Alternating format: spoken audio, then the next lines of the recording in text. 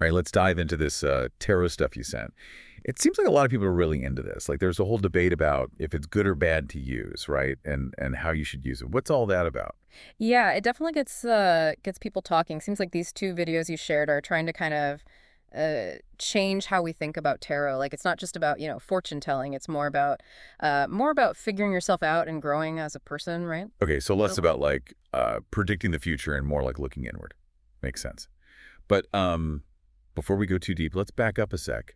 What exactly is tarot? Like, what are we even talking about here? Right, right. So both videos break it down pretty simply, like the structure, Mm. 78 cards total. And those are split into the major and the minor arcana. Okay, major and minor, got it. Yeah, and the major arcana, it means like major secrets, I think.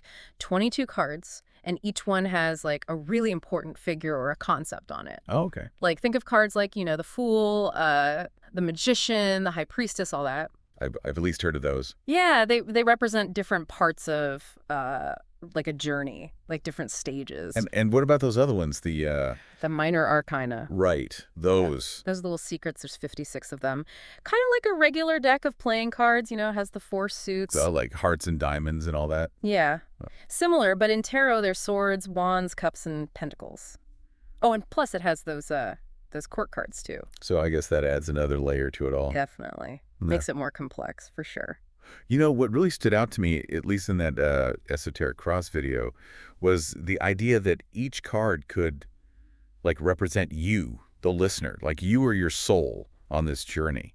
It's almost like a snapshot of where you're at right now. Yeah, that's a really interesting way to put it. And I think that ties into the whole question both videos ask, right? If tarot's not about like predicting the future, then what is it even for? Right. Yeah.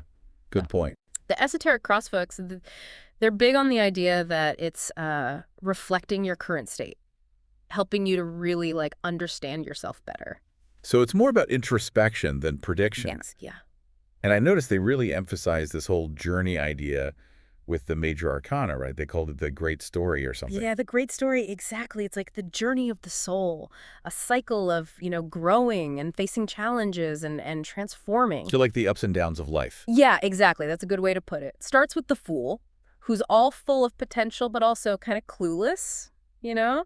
And then you move on to the magician, who's figuring out how to use their power. And the high priestess. Right. She's all about intuition. And it goes on like that. Each card is a stage we all kind of go through. I like how they explained specific cards and what they mean.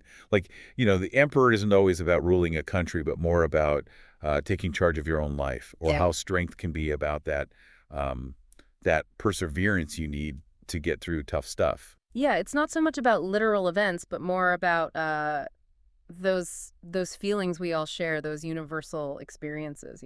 Yeah, yeah, totally. And that's what I think, that's what makes it so relatable, because Yeah. it's tapping into something that everyone can connect with no matter who they are. Absolutely. Makes you think about those common threads that run through all our lives, doesn't it? Totally. Now, on to something a little different. Yeah. Where'd this whole tarot thing even come from? The Paranormal Scholar video dug into that, right?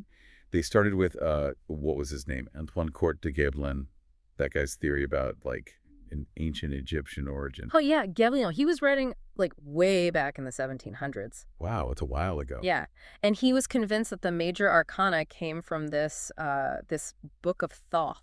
Book of Thoth, what's that? It's like this legendary Egyptian text. Some people think it's real, some say it's just a myth. Either way, Gabelin thought it was the key to understanding tarot. Interesting. So he thought the Egyptians, like, invented tarot. Pretty much. He saw the cards as a way for the ancient priests to like pass down their secret wisdom. Oh, wow, like a secret code or something. Kind of, yeah. But the video also points out that Gebelin was a Freemason. Freemason. Yeah, they're this group that's often associated with like secret knowledge and symbols and stuff. So it makes you wonder if that influenced his theories about tarot. Yeah, for sure. But I guess the big question is, was he right?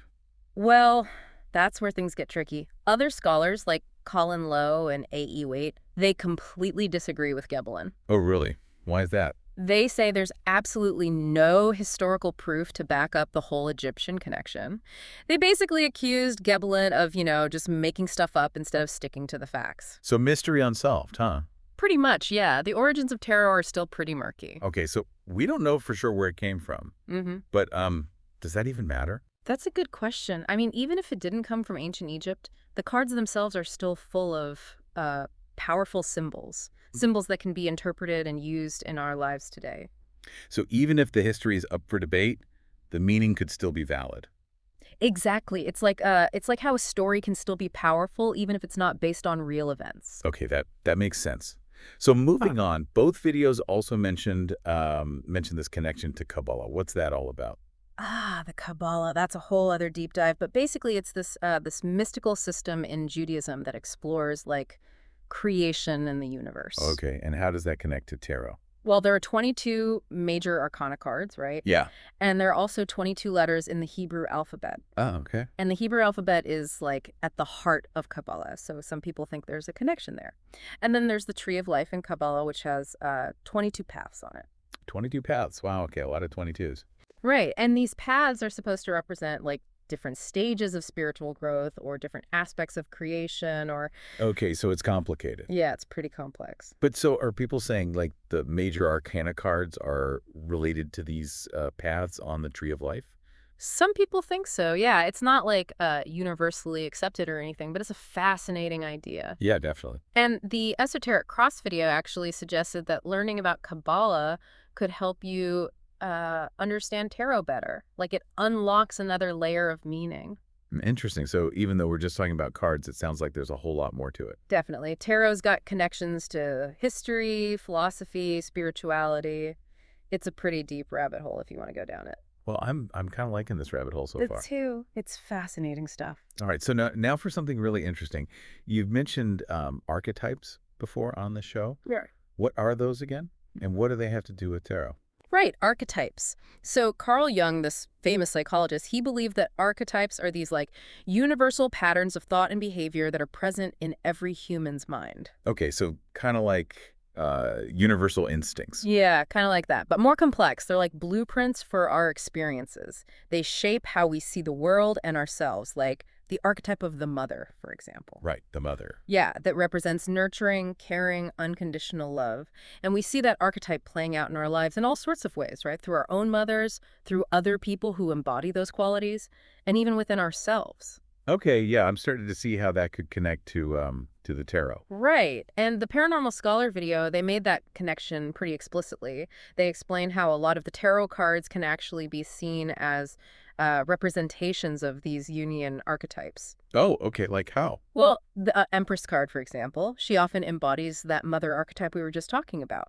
While the Emperor, he can be seen as the father archetype, all about authority and structure. And then there's the Lover's card. A lot of people think it's just about romantic love, but it could actually represent the anima and animus. Anima and What was it? animus. They're the archetypes of the feminine and masculine, but they're within each of us, regardless of our gender. Oh, wow. Okay, that's pretty deep. So like the Lover's card is about the balance between those two sides within ourselves. Exactly. It's not just about finding a partner. It's about integrating those different aspects of our own psyche. Wow. So maybe tarot is like tapping into something much deeper than we realize. Maybe it's a way to access these universal patterns within us. That's a really interesting thought, isn't it? Definitely. Okay, so we've talked about what tarot might be, but what about the big question? Is it good or bad? Or is it just like a tool, like a hammer? You know, you can build a house with a hammer or you can smash something with it. It depends how you use it. Right. It's all about how you use it. And I think both videos did a good job of presenting a balanced perspective on that. Okay, good. They acknowledge that, yeah, it can be misused, like anything really, but they really emphasize the positive side of it. Like the Esoteric Cross folks, they're all about using tarot for self-discovery and personal growth. And what about the paranormal scholar? They're more focused on using it for introspection, like understanding your past, your present, and even like potential future paths. Wait, so they're saying it can predict the future? Not exactly, not like fortune telling. It's more about recognizing patterns and possibilities. Like, if you're at a crossroads in your life, the cards might help you see different options or potential outcomes. Okay, so it's more about gaining clarity than seeing a fixed destiny. Exactly. Hmm. And both videos talk about the therapeutic benefits of tarot. Oh, interesting. Yeah, they say it can help people overcome challenges, find their inner strength, make tough decisions, that kind of thing. I can see how that would be helpful. It's like having a different lens to view your problems through. Right. And the Esoteric Cross video, they talked about how the cards can actually show you what perspectives you might need to shift in order to move forward in life. Oh, like identifying blind spots. Exactly. It's like the cards are holding up a mirror to your inner world, making you look at your thoughts and feelings and behaviors in a new light. Wow, that's powerful. So, okay, let's say someone's interested in trying this tarot thing out. How should they approach it? Like, what are the different ways to use it? There's tons of ways, really. The videos suggest just kind of, experimenting and seeing what feels right. Some people like to use it for self-reflection, like they'll think about the meanings of the cards, maybe write down their thoughts about it. Like journaling. Exactly, yeah. Others use it for meditation. They'll focus on the pictures on the cards Yeah. to try and get to a deeper level of awareness. And then, of course, there's always getting a reading from someone, right? Like a professional tarot reader. Yeah, that's an option too. But the important thing, no matter how you do it, is to be open-minded and ready to learn. It's about finding what works for you on your own path. Okay, so we've talked a lot about those major arcana cards, but those minor arcana, those seem like a whole other world to explore. What are those all about, and how do you use them? Yeah, the minor arcana, those are all about the everyday stuff, the little details of your journey. Like the major arcana shows you the big picture, the big archetypes and lessons. But the minor arcana, that's where you zoom in. It's like the Esoteric Cross video had a good analogy. Okay, let's hear it. They said it's like looking at a map of a whole country. That's the major arcana. But then you zoom in on one specific neighborhood. That's the minor arcana. Okay, so how do these neighborhoods work? There's the four suits, right? Swords, wands, cups, and pentacles. What do they represent? Right, the suits. Each one's connected to a different element in a different part of life. So like swords, those are air. They're all about the mind, thinking, communicating, ideas, and sometimes, conflicts and challenges too. Makes sense. Swords, like cutting through problems. Yeah, kind of like that. Then you have wands. Those are fire, Yeah. passion, creativity, action, willpower, all that. For like taking charge and making things happen. Exactly. Then cups, those are water. They're about emotions, relationships, intuition, and love. The hard stuff. Yeah, exactly. And then lastly, pentacles. Those are earth. Grounded, practical stuff. Money, work, health, your physical environment. Okay, so the four suits are like the four main ways we experience life: thoughts, actions, feelings, and the physical world. Exactly. They cover all the bases. And within each suit, you have those numbered cards, ace through 10, and then the court cards, right? Page, knight, queen, king. Right. All of those add even more layers of meaning. Like the aces are new beginnings. Tens are about completion, things coming to an end.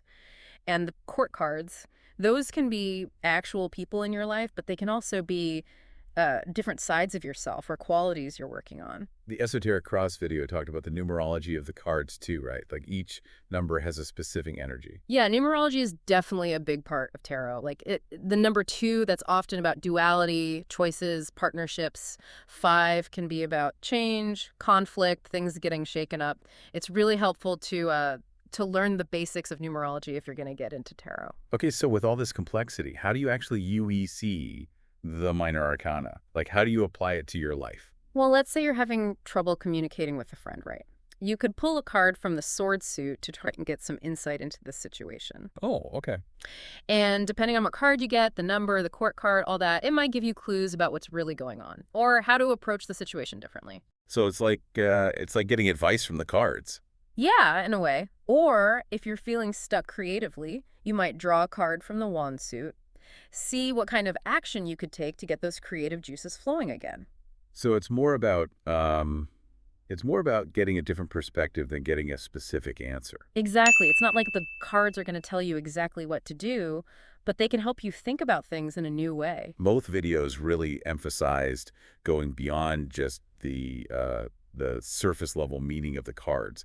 They want you to dig deeper into the symbolism connected to your own intuition and experiences. That's where it gets really powerful. It's not just about memorizing meanings, it's about letting the cards spark your own insights. It's like they're a catalyst for self-discovery. Exactly. They might bring up memories, emotions, patterns you weren't even aware of. The Esoteric Cross video talked about how tarot can help you see those shadow sides of yourself, the Yeah. parts you might not want to face. Yeah, and that can be tough, but it's also where the real growth happens. Facing those hidden parts of ourselves, those limiting beliefs, the negative patterns, it can be really freeing. So how do you know if you're like interpreting the cards correctly? Is there a right way and a wrong way? There's no one right way. That's what's so cool about tarot. It's really personal and intuitive. What matters is how the cards speak to you. So it's more about finding your own language with the cards. Exactly. Developing your own system of interpretation. The Esoteric Cross video even suggested looking into the that Kabbalistic tree of life we were talking about, seeing how the cards fit into that. That's a great way to go deeper, especially with the major arcana. The tree of life is like a map of consciousness, and seeing where the cards fall on that map can give you a whole new level of understanding. Sounds like learning about tarot is a never-ending journey. Always more to learn, more to discover. Absolutely. It's a lifelong exploration. And the more you work with the cards, the more they'll reveal to you. So whether you think tarot is mystical or psychological, there's no denying it can make you think about yourself in new ways and connect with your own inner wisdom. It's all about using the cards as a tool to empower yourself, not to predict the future, but to understand yourself better and make choices that are aligned with who you really are. The Paranormal Scholar video had some really powerful stories about how tarot has helped people through tough times. Yeah, people talked about how it helped them through challenges, finding their strength, figuring out their direction in life, even healing old wounds. It's pretty amazing what tarot can do. And even if someone's skeptical about, the whole fortune-telling thing, it can still be a great tool for personal growth and looking inward. For sure. It's all about using the cards as a framework for exploring your own thoughts, feelings, and beliefs. The pictures, the symbols, the archetypes, they're all like prompts to help you go deeper. Okay, so as we wrap up this deep dive into the world of tarot, what are the main things you'd want our listener to take away from all this? I think for me, it's realizing that tarot isn't about like knowing what's going to happen. It's more like a tool to help you understand yourself, your own journey and the energy around you. Yeah, it's like having a guidebook, but not one with like turn-by-turn directions. Yeah. More like one with symbols and archetypes that can help you navigate life's ups and downs. Exactly. And the best part is that you get to decide what those symbols mean to you. It's a very personal thing. Okay, so for our listener who's been, following along with us on this tarot journey, what would you say to encourage them to take the next step? What should they do? I'd say just go for it. Don't be afraid to like dive in and experiment. If you're feeling drawn to tarot, there's probably a reason for that. There's so many resources out there like books, websites, even online groups. It's easy to get started. Just find a deck that you connect with, start looking into what the cards mean, and see where it takes you. Both of the videos we watched, they said there's no right or wrong way to use tarot. You just got to find what works for you, right? Exactly. Whether that's, quiet reflection, meditation, or even getting a reading from someone. It's all about finding your own path. Exactly. And remember, it's a journey. There's always more to learn, more to discover, more to uncover within yourself. Well, this has been a really fascinating look into the world of tarot. We've gone from ancient history to modern interpretations. It's been quite a ride. It really has. But the real exploration starts with you, the listener. We've shared some of our thoughts, but now it's your turn. What stood out to you? What are you still thinking about? What parts of tarot do you want to learn more about? Yeah, what really sparked your curiosity? Maybe it's the symbolism of the major arcana, or maybe you're interested in using the minor arcana for like everyday insights, or maybe it's those Jungian archetypes or the connection to Kabbalah. Whatever it is, we hope you keep exploring. The most important thing is to ask yourself, what does tarot mean to me? How can it help me understand myself and the world better? And with that, we'll leave you to ponder the mysteries and the possibilities of this ancient and fascinating practice. Until next time, happy exploring.